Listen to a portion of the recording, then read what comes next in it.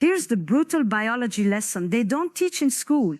A woman's brain literally rewires itself as she ages. The chemical reward system that made her feel alive at 25, by 45, it's running on fumes.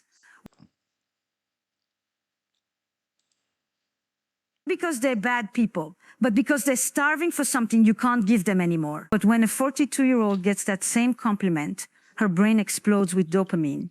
That single compliment from a stranger becomes more valuable than 10 years of your devotion. This is the dirty secret nobody tells you. Married women over 40 are the easiest targets for seduction. Not because they're bad people, but because they're starving for something you can't give them anymore. Now she remembers what it felt like to be pursued, to be desired, to be someone's fantasy instead of someone's reality. And that memory becomes an itch that your stable, predictable love can never scratch. This is why women's most vicious betrayals happen after 35. Not because they're evil, but because they're desperate to feel alive.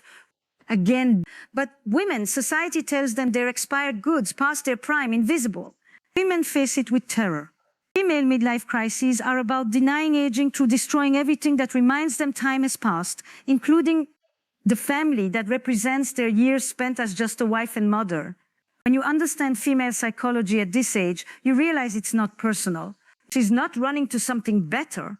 She's running from something inevitable, not for signs of cheating, but for signs of panic, the obsession with youth, the nostalgia for the past, the sudden need for validation, the resentment of responsibility. These are the warning signs that she's about to detonate. Women over 40 don't just leave, they destroy, not because they're evil, but because they're terrified. Terrified of aging, terrified of invisibility, terrified of being ordinary. Don't say you weren't warned. Oh my God.